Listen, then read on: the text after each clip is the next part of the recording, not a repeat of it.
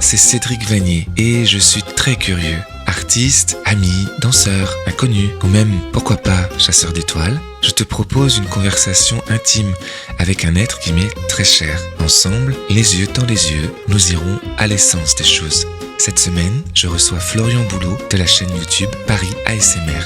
Bonjour Flo, ça va ? Bonjour, ça va bien, merci. Merci de m'inviter. Comment là ? Tu te sens comment ? Je me sens en tout début à la fois en confiance, parce que l'amitié oblige, et tout autant qu'un peu en danger, car je ne connais pas les questions. Ton premier souvenir, du plus loin que tu te souviennes, c'est quoi ? Alors j'irai pas jusqu'à dire que je suis comme Salvatore Dali et que je me souviens de ma vie intra-utérine, même si je pense qu'on a des réminiscences. Je crois que mon premier souvenir, c'est mes yeux qui s'ouvrent dans mon berceau. Mes parents dorment, il doit être 2-3 heures du mat. Et je vois juste, j'ai le souvenir d'une pénombre, d'un grand miroir au-dessus de moi. Il y avait un immense miroir au-dessus du berceau. Et je sais pas, je devais avoir entre 2 et 3 ans, quelque chose comme ça. On peut avoir de la mémoire à 2 ou 3 ans ? C'est mon premier souvenir. D'accord. C'était un souvenir doux ? C'est un souvenir pas réconfortant. C'est un souvenir presque de solitude. Tu sais, quand tes parents dorment, que tes parents sont lâchés ou perdus dans leur songe, on va dire, et puis toi seul, comme ça, tu ouvres les yeux, tu te rendors, et puis voilà, la nuit se fait. Tu y repenses souvent à ce souvenir-là ou... Il m'est arrivé d'y penser quand justement j'entends un artiste parler de son premier souvenir ou peu importe qui, pas forcément un artiste, mais j'étais très très intrigué par Dali qui prétendait se souvenir de la vie dans le ventre de sa maman. Ça, j'y crois pas bien sûr, mais il y avait aussi de cet ordre-là chez moi de chercher, parce que c'est vrai que quel est son premier souvenir, on peut hésiter. C'est pas un souvenir debout, c'est pas un souvenir dans l'altérité, c'est vraiment un souvenir seul, la nuit, comme c'est étrange. Le Saint-Étienne de ton enfance, c'est quoi ? Le Saint-Étienne de mon enfance, c'est le Saint-Étienne avec mes parents, c'est mes premiers pas, mon premier vélo. Premier vélo ? Oui, mon premier vélo. C'était de quelle couleur ? Alors, j'ai pas toujours une bonne mémoire pour ce genre de choses. Je crois qu'il était bleu. Ah, le bleu déjà. Je crois, je suis pas très sûr parce que je prenais aussi celui de ma sœur. Je volais beaucoup les objets de ma sœur, dont son vélo qui était un petit peu plus grand. Une grande sœur. Une grande sœur, enfin, un petit peu. On sait plus maintenant si elle est grande ou pas par rapport à moi. Voilà, c'est un Saint-Étienne qui n'a peut-être pas tant changé que ça. Bon, aujourd'hui, Saint-Étienne, c'est le design. Aujourd'hui, il y a moins le passé minier, tu vois, qui transparaît, mais voilà, c'est les Crassiers aussi, ces grandes montagnes à côté du musée de la mine. C'est tout un souvenir de mineur. Moi, mes aïeux étaient tailleurs de pierre. C'était des maçons, c'était pas des mineurs, mais voilà, c'est un peu une vie, tu vois, la Zola, tu vois, tous ces gens. Alors bien sûr pas à ma naissance, bien avant, mais c'est vraiment un passé de mineur très industriel. Si on connaît pas tout ça, mais la manufacture de France, c'était quelque chose de très très connu, Manu France. Ah oui, Manu France, oui, effectivement, oui. Ça vous parle ? Effectivement, oui. Et à l'intérieur de toi, c'était comment ? Quand tu étais petit, c'était quoi le petit Flo ? Il s'ennuyait, il était heureux, c'était une enfance géniale, le temps était long, vite partir, ou tu as eu une enfance douce, réconfortante, sécure Le petit Flo, c'était un garçon très, très, très ancré dans l'instant présent, assez trublion, assez espiègle, très souriant. Moi, je me souviens de ça aussi, ça me revient souvent qu'on me complimentait sur mon sourire. On me disait « Ah là là, avec tes petits yeux, ton sourire, etc. » J'ai toujours été très souriant. Ça n'a pas changé, parce que tu as toujours ce sourire. C'est ce que je dis, voilà. Dans la vie, tu es toujours très souriant. C'est ce que je dis aux autres. Je dis « Mais je n'invente rien, j'ai toujours souri à la vie, et j'ai toujours aimé ça. » Et voilà. Et tu rêvais à quoi ? T'avais déjà des rêves, ou parce que tu me dis t'étais très jour le jour, très pragmatique, mais en fait t'avais déjà des rêves, le petit Flo, il rêvait déjà à chanter, à la musique. Ah oui, d'accord, ces rêves-là, d'accord, vraiment les rêves. Alors oui, des rêves de quand on est enfant, en fait, on s'imagine plus grand, on rêve de quelque chose, ou en fait t'avais pas spécialement de rêve, tu vivais ta vie de Stéphanois. Et... J'ai eu des rêves d'enfant, je pense que je voulais être vétérinaire, je voulais soigner les animaux, énormément. Parce que mes parents avaient une maison de campagne en Auvergne, j'étais très souvent au contact des animaux, je me suis déjà endormi contre une vache. J'aimais traire les animaux. C'était quelque chose de nouveau pour moi parce que c'était à partir de mes 7-8 ans qu'on a commencé à partir un peu à la campagne et j'aimais ça. Donc je me suis mis en tête que je voudrais être vétérinaire. Et puis rapidement, j'ai senti que je... Ça, t'avais quel âge, tous les deux vétérinaires? 7 ans à peu près, 6-7 ans. Ouais. Qu'est-ce que je voulais faire d'autre? Piloter un avion, Ouais. piloter une fusée, les choses... classico-classique, je pense, quand on est enfant. Et puis, assez rapidement, plutôt jeune, je chantais énormément, surtout avec ma mère et ma sœur, en voiture, à la maison. Ouais. Souvent, ma mère faisait des tierces quand on chantait. Et je crois que c'est ce qui a développé mon oreille, parce que aujourd'hui j'adore trouver d'autres lignes mélodiques. D'ailleurs, si je chante dans un duo, c'est peut-être pas par hasard non plus. J'aime ça, j'aime trouver la mélodie, j'aime essayer une autre mélodie qui va avec une première mélodie. J'aime bien quand ça va pas, j'aime bien quand ça frise, comme on dit en musique.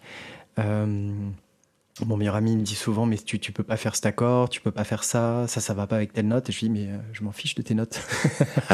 Moi, je ressens que ça vibre d'une certaine manière, parce que pour moi, le son ne s'écrit pas. Je sais pas écrire la musique, je ne sais pas la lire non plus, et j'aime garder cette part-là un petit peu d'invisible, et je sais que c'est très théorique la musique, mais pour moi c'est d'abord une question du cœur, une question de est-ce que ça sonne, est-ce que ça résonne, est-ce que ça vibre. C'est plus une vibration. Donc tu connais pas la musique, tu l'as pas apprise de façon scolaire, non. Non, à part si tu imagines la flûte à bec. Oui, on a tous vécu ça, c'est une horreur. C'est une horreur. Mes parents ne voulaient pas non plus. Mais comment tu composes ? Par exemple, moi, je connais pas la musique, je suis une bille en musique. D'accord, j'ai des émotions, j'ai des sentiments, j'aimerais telle ambiance, telle chose, mais je suis incapable de mettre 3 notes sur un piano, alors que toi, tu composes. J'ai eu la chance d'avoir une correspondante allemande, dont je suis tombé amoureux à l'époque, ce qui me vaut aussi de parler très bien l'allemand, et oui. Qui m'a appris le piano, en fait, vraiment comme ça, sur le vif. Elle m'a montré des petites études de Bach que je réimitais. Tu imitais des études de Bach, oui, en regardant un petit peu le clavier, au son surtout, parce que je pense que l'oreille était déjà développée. J'avais 13-14 ans. Et une fois rentré en France, j'ai volé, je crois, le synthé, comme pour le vélo, j'ai volé le synthétiseur de ma sœur. Tu es un voleur. J'ai la chance d'avoir une grande sœur, c'est pratique. Et j'ai joué comme ça. Et puis après, ce qui a été décisif, c'est ma rencontre à 18 ans avec Pierre, qui lui-même avait un piano, et du coup c'était vraiment comme une évidence. Je pense que peut-être que dans une autre vie, si on a eu d'autres vies, il y a eu de la musique, parce que j'ai jamais vraiment eu l'impression, alors c'est un véritable travail tout ça, mais il y a quand même, pour ce qui est de l'écoute de l'oreille, quelque chose de très intuitif et qui ne s'apprend pas vraiment, je pense, qui est là. L'école, c'était comment? Horriblement long, les professeurs, t'avais des copains, t'étais tout seul, t'étais leader. Alors moi, tu mettais la tête dans le bac à sable? Non plus. Bon, je dirais pas que le collège représente les plus belles années de ma vie. C'était quoi les plus belles années de ta vie? C'était quoi, la maternelle? Enfin, de ta vie scolaire, on va dire, pas de ta vie, évidemment. De ma vie scolaire, je crois que c'est la fac. C'est vraiment la fac. On a vraiment choisi sa discipline, et on a enlevé tout ce qu'on n'aimait pas. Ouais, puis on devient un peu adulte, on devient peut-être un peu... Ouais. Je crois que le déclic pour moi, ça a été le passage du collège au lycée, où je suis tombé sur des professeurs de français qui, à la fois, ont su me challenger, me secouer, parce que j'étais pas très bon en français. Je commençais à lire un petit peu depuis l'âge de 14 ans peut-être. Tu lisais pas beaucoup? Enfant, t'as pas lu beaucoup? Un petit peu, mais pas tant que ça. Et puis arrivé au lycée, là j'ai vraiment commencé à bouffer les Rougon-Macquart, à lire du Balzac. Parce que c'était tes choix? T'avais envie de lire ça? On t'imposait pas un auteur ou... C'est ça? C'était les livres de mes parents qui dormaient quelque part, et puis j'avais une forme de fascination pour le livre. L'objet? Oui, pour l'objet. Et puis, je pense vraiment que c'est aussi une question de maturité. C'est-à-dire que, adolescent, je pense que j'étais pas assez mûr pour lire la littérature, ça me touchait pas. Et puis, ça a été un Un petit cheminement jusqu'à la fac où vraiment après je suis tombé en amour, comme disent les Québécois. Ouais, tombé en amour. Je suis complètement tombé en amour de Michel Tournier, de l'œuvre de Michel Le Tournier. Grand Môle, non, c'est ça? Le Roi des Aulnes. Le Roi des Aulnes. Pardon. Les Météores aussi. Enfin, il y a eu vraiment un amour pour les mots et qui peut-être a commencé un peu plus tard que la musique. La musique, c'est vraiment depuis... c'est un peu ontologique, c'est un peu depuis toujours, j'ai Mais l'impression. d'ailleurs, la musique, dans l'enfance, quel est l'artiste ou un pianiste ou un chanteur, une chanteuse, je sais pas. Enfin, tu écoutais quoi quand tu étais petit, par exemple? Quand j'étais petit, il y avait vraiment, tu sais, ce qu'on dit l'état de flow, c'est-à-dire que j'étais là, tel que j'étais, petit garçon, petit écolier. T'as pas eu un choc amoureux d'un artiste Alors si, mais plus tard? Vers 9-10 ans, il y a eu Michael Jackson. Ah bah vraiment. on est pareil, moi c'était 9 ans Madonna, donc ça c'est... Pour moi, le moment décisif, c'est 1990. Et oui, ça ne nous rajeunit pas. Avec en 91, je crois, ce live 92, je crois, à Bucarest, un live de Michael Jackson. C'est pas 93 plutôt? Non, c'était avant. Et il y a eu une fascination pour les vidéoclips, pour la musique aussi, pour les voix. Qu'est-ce qu'il y a eu ? Toute la musique qu'écoutaient mes parents aussi. Ils écoutaient quoi, tes beaucoup parents ? de pop. Et ils venaient de la génération rock, mais à l'époque où ils m'ont éduqué, ils étaient dans leur phase moins rock et beaucoup plus pop. Donc c'est des coups de Eurythmics, Tears for Fears, un peu de Sade, un peu de George Michael, Wham, enfin des choses assez variées, assez vastes, mais qui, je pense, aujourd'hui sont mes goûts aussi. Et puis Barbara, plus tard, à 18 ans. Mon premier souvenir de Barbara, aussi étrange qu'il soit, c'est dans le bus qui m'emmenait à mon lycée. Mon cousin était dans le même lycée que moi, et puis en larmes, il me dit, parce qu'il aimait Barbara, fait étrange aussi, et il me dit Barbara est morte. Et puis j'entendais effectivement une voix de journaliste dans le bus, et je dis qui est Barbara ? Et il m'a prêté un CD le soir même et j'ai écouté et je suis tombé sur cette chanson qui s'appelle Mon enfance. Une chanson qui s'appelait Pierre, une chanson qui s'appelait La solitude, etc. Et c'est très étrange parce que quand je les écoute aujourd'hui, elles ne résonnent pas pareil, mais à cette époque, je me suis senti bien dans ces chansons. C'était comme une espèce de refuge, une espèce de vérité qui prend matière, un peu comme une petite cabane, tu sais, dans un bois. Et puis je me sentais bien. Je me sentais bien avec cette voix qui montait dans les hauteurs, qui racontait avec des mots simples, des mots qui résonnaient. Et ça a toujours été quelque chose de très personnel. Je n'ai jamais vraiment partagé ça. Je sentais personne autour de moi qui était inspiré autant que je ne l'étais par Barbara. Et là encore, il y a une espèce de fascination pour... pas du tout pour l'imiter, mais vraiment pour la personne incarnée, la personne alignée qu'elle était quand elle interprétait ses titres, quand elle interprétait ses chansons. Et mon plus grand regret, c'est de ne pas l'avoir vue en concert. La famille, papa, maman, la sœur, c'est important la famille ? Oui, la famille. Petit, c'était très important, c'était ton refuge, ou t'étais beaucoup à l'extérieur et la famille, ou est-ce que c'est important pour toi la famille ? C'est important pour moi. Après, je crois que j'étais peut-être plus entouré quand j'étais petit. J'étais entouré de ma famille. Aujourd'hui, c'est vrai que c'est un peu plus compliqué pour se voir parce que tout le monde n'habite pas à Paris. Je parle du noyau vraiment dur, le noyau dur, fratrie, oui. quoi, après les oncles, les tantes, tout ça. Bon. Les moments importants, c'est les moments où on se voit, c'est vraiment Noël, c'est vraiment heureusement qu'il y a des fêtes parce que sinon ça serait difficile de trouver des moments. Et puis le fait est que je suis aussi très seul.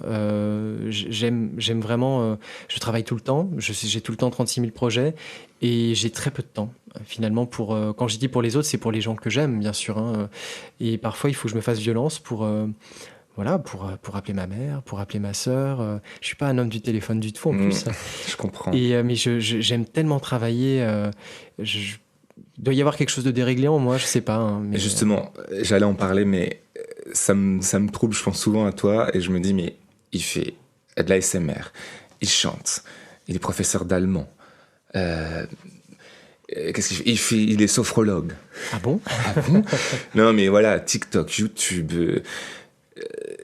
Ça dit quoi de toi, ça ? Parce que c'est extraordinaire de faire plein de choses et on est vivant et on est en mouvement. Quand on sera mort, ça sera trop tard et puis c'est maintenant. Ouais.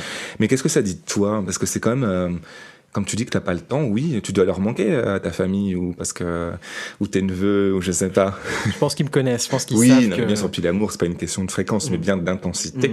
Je pense qu'ils Donc, savent que je réponds rarement au téléphone. ouais. Il vaut mieux que je les appelle. Ouais. Mais c'est vrai, qu'est-ce que ça raconte raconte? Si ça raconte quelque chose, c'est pas obligé que ça raconte quelque chose, mais je me dis c'est quand même dingue. C'est quoi? C'est on comme veut une être en espèce... avant. Je pense pas que ce soit. C'est pas une fuite. Je pense pas que ce soit une course de l'ego, parce que il pourrait y avoir cette course aux vues sur YouTube, etc. Je crois que c'est vraiment une question d'exploration, toujours sonore, hein, parce que tout est lié au son, à la voix. Quand je suis sophrologue, j'explore. J'explore le mental, j'explore l'inconscient, j'explore la relaxation. Je suis dans la relation d'aide aussi. J'aime énormément écouter les autres. Et puis, ce qui m'a amené à la sophrologie, c'est l'ASMR. C'est une communauté merveilleuse sur le digital qui s'endort au son de chuchotements et d'autres sons très doux. Ça, c'est vraiment une communauté magique. Et avant l'ASMR, il y a eu la musique. Ça aussi, c'est lié. C'est le son, c'est la manière de capter le son, c'est l'effet que peut avoir le son sur le corps. Alors, quand c'est pas émotionnel, c'est vibratoire. On y revient. Hein. Est-ce qu'une voix, elle peut, en plus d'émouvoir, est-ce qu'elle peut vibrer? Est-ce qu'elle peut déclencher le système nerveux d'une manière ou d'une autre? Pour moi, tout est lié. Et puis l'enseignement, c'est à nouveau la transmission.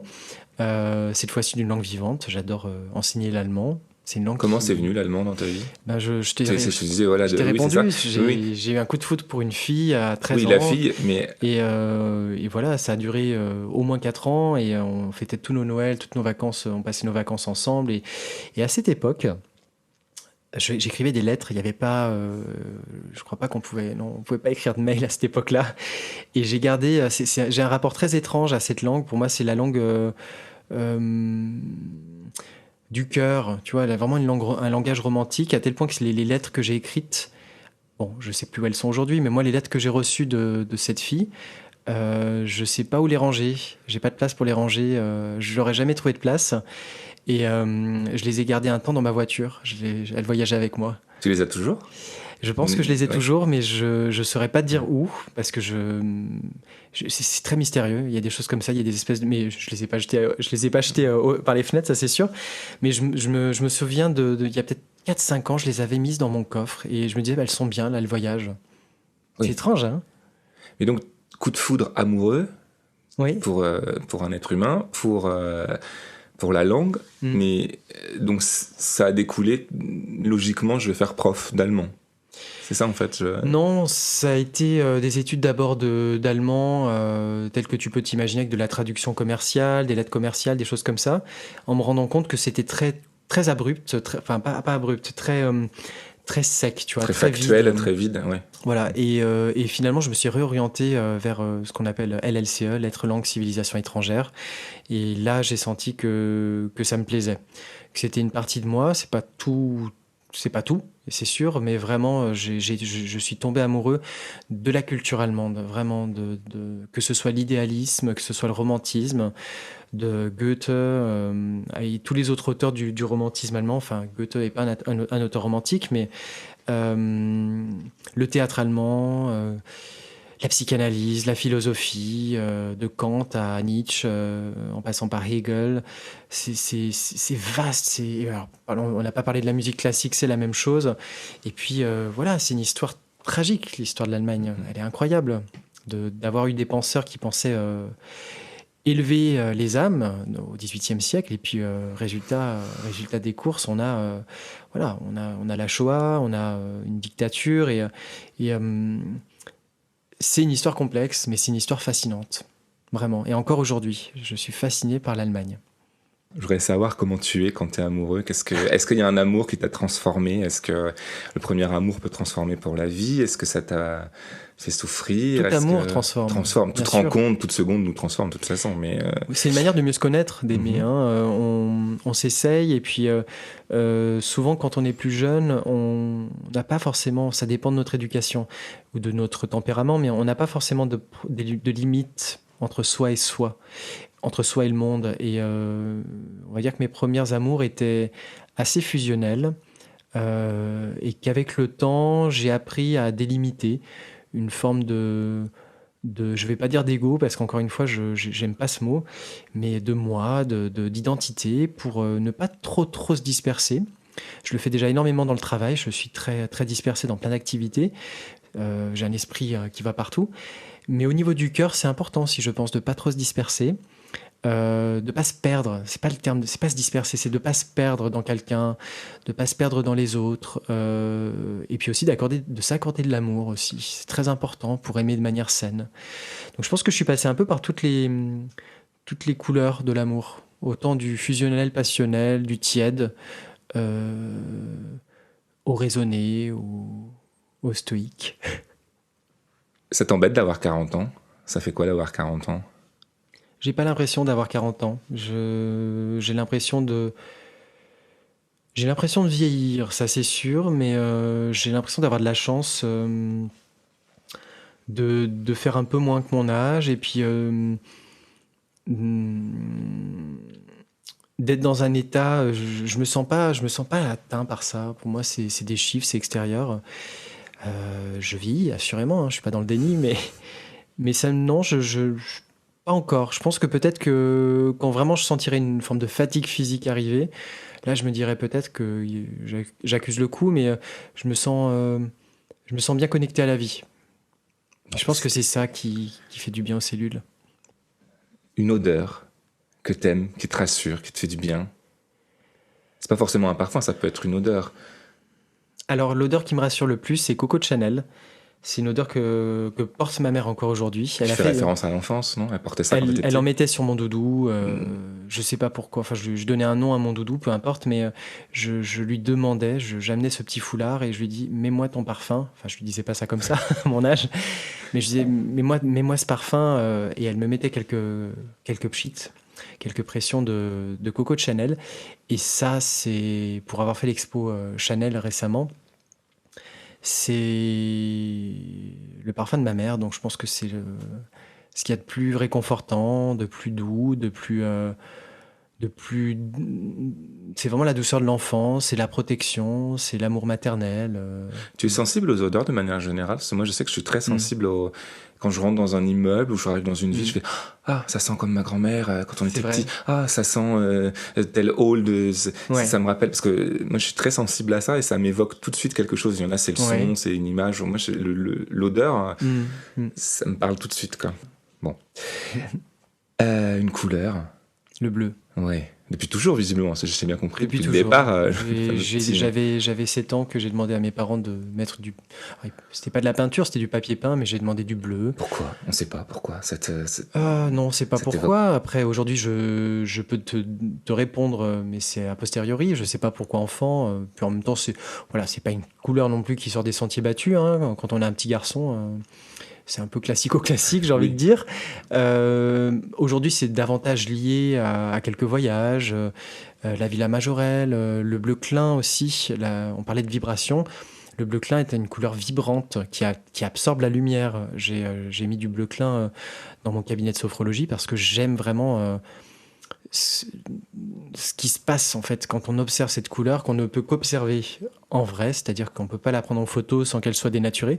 Quand on est vraiment face à ces pigments purs, il y a une vibration qui fait qu'on est transporté, qu'on est ailleurs, hein. C'est très onirique. Il y a aussi le bleu de Chagall aussi, que j'aime beaucoup. Je pense que c'est lié à la nuit. J'aime la nuit, je suis fan de ça. Ah, j'allais te demander justement quel moment de la journée où tu te sens le mieux, tu te sens le plus protégé, tu te sens... Disons que la nuit, je me sens le plus inspiré. C'est là que je me sens le plus connecté à mes muses. S'il faut écrire, c'est la nuit. S'il faut faire de la musique, ça va commencer le soir, ça va finir, ça peut durer toute la nuit. Je n'enregistre plus de vidéos ASMR. La journée, je le faisais. Maintenant, je suis en studio à Paris. Je me rends compte que ça me réussit mieux d'enregistrer le soir. Vraiment. C'est comme ça. Et Paris dans tout ça alors? Alors Paris, c'est une histoire de rencontre. Je suis arrivé à Paris d'abord pour la musique. J'ai chanté dans pas mal de petites salles avec Pierre. La musique, pour Cassandre. Pour Cassandre. La genèse de Cassandre. Alors visiblement, ça se mélange à Paris. Donc vous étiez Cassandre s'est créé avant d'arriver à Paris, c'est Oui, ça? oui, oui. Ça s'est créé peu de D'accord. temps avant et puis très rapidement, à Paris, on s'est trouvé un manager qui nous a fait chanter dans des résidences. Alors c'était un producteur d'humour. Il avait que des humoristes, donc c'était une autre manière de travailler. Un humoriste, tu le mets dans une salle, tu le fais tourner sans date et puis un coup de projecteur. Enfin, j'exagère, hein, et puis souvent le public vient aussi un peu découvrir, tu vois, un artiste sur scène. La musique, pas du tout. En principe, à part pour les festivals, c'est un peu plus compliqué de faire venir les gens. Donc on a fait quelques showcases, on a fait quelques résidences au Réservoir, je sais plus si ça existe, le Sentier des Halles. Et puis voilà, après on a développé notre projet. Et puis en parallèle est venue la SMR qui a absolument pas arrêté l'autre projet, le projet musical. Mais C'était quelle année, Cassandre? Vous êtes rencontrés Cassandre, comment? on s'est rencontrés, on entrait à la fac. Vous Bon, étiez étudiant à la fac, on en était fait? étudiants, D'accord. Vous étiez dans la exactement. même classe? Pas Non, du tout? non, non, moi j'étais en D'accord. allemand. Vous Et aviez Pierre des amis était, en commun, non? on avait des amis en commun, D'accord. exactement. C'est le hasard. Quand je parlais du hasard des rencontres, ça a été une rencontre dans la rue, vraiment au hasard. On était avec un ami en commun qui nous a présenté. Et voilà, après, bon, évidemment, on avait des affinités lectives, ce que j'appelle musicales, etc. Et Pierre avait déjà composé quelques morceaux que j'avais trouvé super. Et puis, moi n'étant pas musicien, vraiment, c'est très étrange. J'ai tout de suite entendu d'autres mélodies. On a essayé de chanter ensemble, etc. Et ça a été comme une évidence. Je pense qu'on avait les mêmes goûts musicaux aussi. Tout ce qu'on a essayé de faire, ça nous plaisait. Et puis c'était simple en fait. Il y avait pas de, c'était pas un travail. C'était évident. Ouais, c'était évident, c'est ça? Ouais. Complètement, complètement. Quel est ton titre préféré de Cassandre? Difficile de répondre à cette question parce que ça change un peu tous les jours en fonction des humeurs, mais il y a quand même une chanson qui sort du lot actuellement. C'est une chanson qui s'appelle Tomber du même ciel que nous a écrite Valérie Vega, très grande parolière qui a écrit pour Florent Pagny, Là où je t'emmènerai, et elle a su trouver les mots justes pour parler du lien que j'ai avec Pierre en fait. Moi je m'estime très très chanceux d'avoir pu rencontrer Pierre, par rapport à ses affinités artistiques, par rapport à la chance qu'on a eu de pouvoir composer. Je crois que composer à deux, c'est quelque chose de rare. Dans la musique, en plus, on voit bien qu'il y a très peu de vrais duos, il y a très peu de gens qui chantent ensemble, parce que forcément les chemins voilà, s'éloignent, ou il y a un moment où ça fonctionne pas bien. Bah, humainement, moi j'ai cette chance-là, et tomber du même ciel, la même étoile, sous le même vent, la même voile. C'est fou et c'est exactement ça en fait. Tomber du même ciel. Voilà, j'ai l'impression qu'il est fait un peu très différent de moi, mais en même temps fait de quelque chose de semblable. Ta saison préférée? C'est en train de changer. J'ai toujours aimé l'automne. Et l'automne n'a pas feutré. C'est ça, les couleurs de l'automne. Aussi ce qu'on mange à l'automne, j'aime beaucoup. Et comment on Et- s'habille aussi. Parce que je trouve que comment l'été, on est en s'habille. short et tout, ça dégueulasse. Tout à Et quand fait. on arrive à l'automne, on remet un petit pull, une petite veste chic, C'est ça. on devient chic, je trouve. C'est exactement ça. Et avec le temps, c'est en train de changer. C'est plus le printemps. Euh, Peut-être par rapport à ce que j'ai fait à Versailles sur Marie-Antoinette, le petit Trianon. Tout cet aspect floral, pour moi, c'est synonyme de vie, de la naissance. C'est le moment de faire des cures aussi, tu sais, après les... quand on a bien mangé, bien bu, qu'on a bien réveillonné, bon, ben, vient le printemps où on s'épure, on renaît. Et j'aime bien cette saison. Je trouve que c'est un peu la saison de la renaissance. Un endroit sur Terre où tu te sens en sécurité. J'aime les bords de mer. Je crois que j'aime bien être au bord de l'eau. J'ai toujours aimé l'eau. J'ai fait 9 ans de natation. Compétition, des stages de natation. Je nageais 4 fois par semaine, 3 ou 4 fois par semaine. Et j'aime les étendues d'eau. J'aime, on revient toujours au bleu. J'aime le ressac. J'aime les embruns. C'est quelque chose qui me ressource énormément. Et À quelle époque dans laquelle tu serais senti à je l'aise? crois que j'aurais aimé vivre au 19e siècle. Mhm.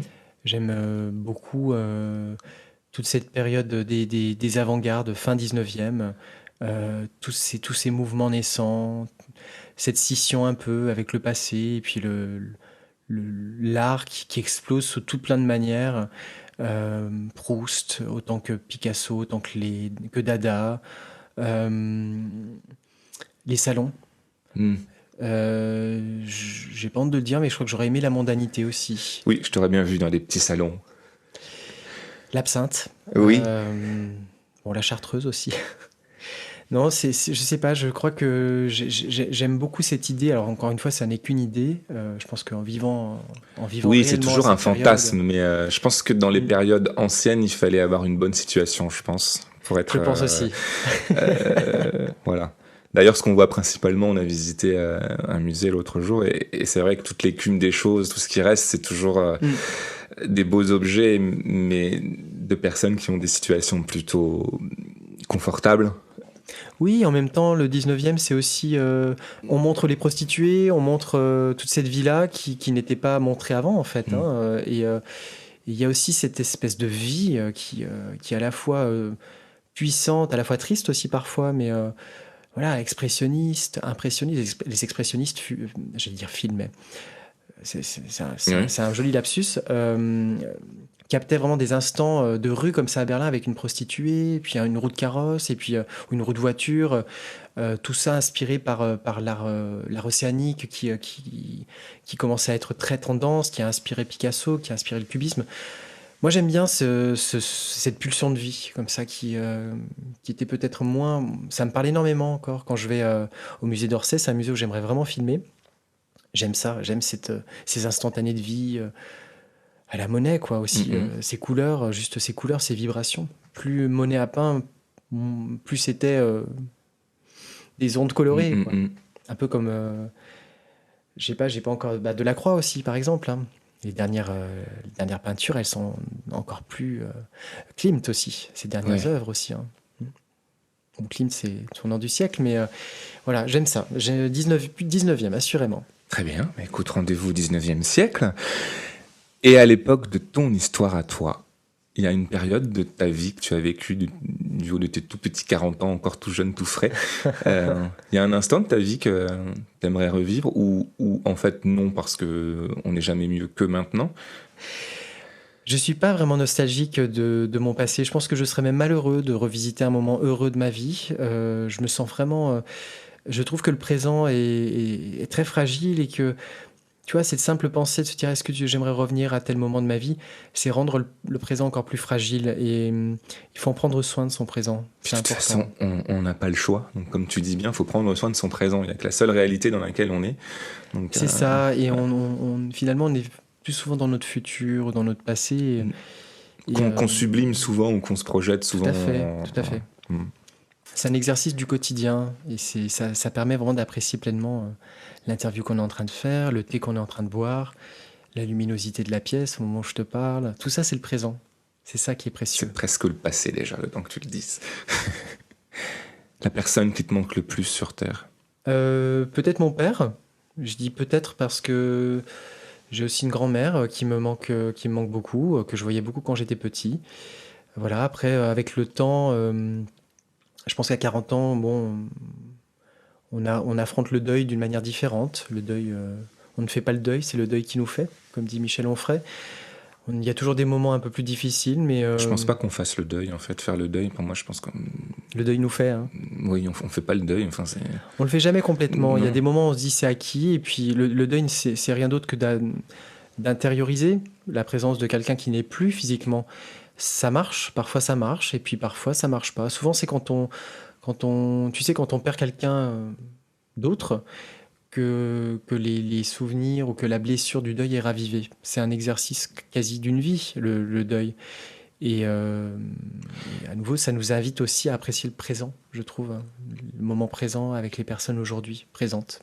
C'est ça. Est-ce que le fait d'avoir perdu donc ton papa, jeune finalement, parce que tu n'as que 40 ans, donc tu étais encore plus jeune, J'aime bien est-ce que quand ça tu dis t'a... ça, jeune. Est-ce que ça t'a permis de focuser un peu sur ce qui est essentiel, ce qui... Non, non, non. Non. Pour moi, ça a été une crise profonde qui a duré quelques années. Alors, c'est pas de la dépression nerveuse, c'est pas ça, mais une crise plutôt sur la place. La place. Quel est le sens de la vie? Moi, j'ai tout de suite identifié la mort de mon père à ma propre mort. Il est mort très jeune. Et je me suis mis en tête que je n'allais pas vivre plus longtemps que lui, parce que c'était mon référent. Mais c'est très inconscient tout ça, hein. C'était pas des choses, vraiment verbalisées. Donc ça a vraiment été une crise pour me sortir un peu de ça, pour me dire mais ton père est mort, mais tu n'es pas ton père et occupe-toi de ta vie et soigne un peu ton avenir, envisage que tu as un avenir et ça n'a pas été facile parce que je trouve que dans une famille, tu sais, quand il y en a un qui part, ça peut changer un peu l'échiquier, ça peut un peu changer la place de la mère, la place des frères et sœurs, etc. Et ça a mis un certain temps pour ma part pour se poser, pour s'ancrer. Parce qu'il y a un sacré maillon qui est parti. T'as loupé des choses avec lui ? On loupe tous des choses dans la vie, mais t'as loupé des trucs. Qu'est-ce que t'aimerais lui dire s'il y avait quelque chose où en fait il n'y a rien parce que il y a pas de suspens, tout s'est bouclé. J'aurais aimé savoir ce qu'il pense de l'ASMR. Ça, c'est quelque chose que je faisais pas quand il est mort. Ouais. En revanche, j'ai aucun doute sur son amour, ni lui sur le mien. J'ai des souvenirs intacts et que je chéris aussi. C'est important de chérir ses souvenirs. Alors, je disais que le présent est important, mais dans le présent, on peut aussi parfois honorer ce qu'on aime. Il y a des plats que je refais, que mon père aimait faire, le couscous. Je le fais peut-être pas aussi bien que lui, mais je revis ce moment tout en étant bien dans le présent, en coupant des légumes, en faisant bouillir, en faisant torréfier du ras el hanout. Il faisait quoi ton papa comme métier ? Il était ouvrier.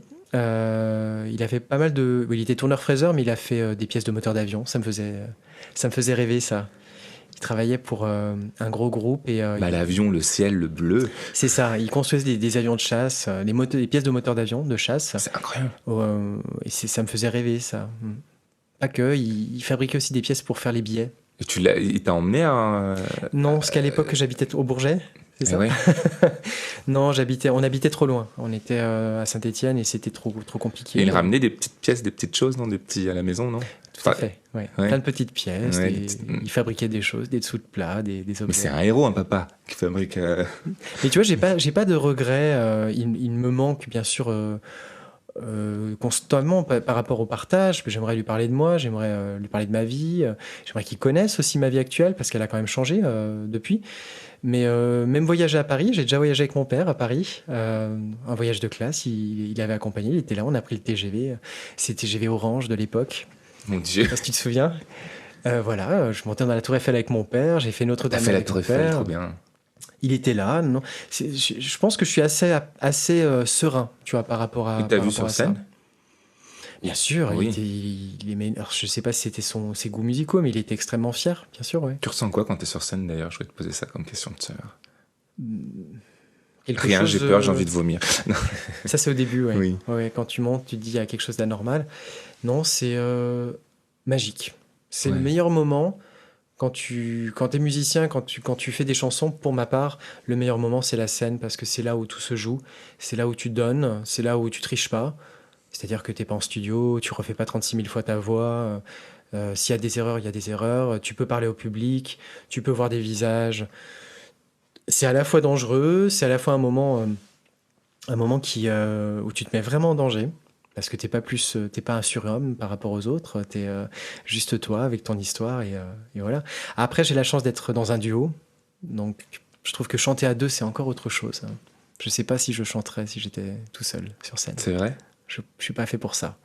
Je suis fait pour raconter cette histoire avec Pierre.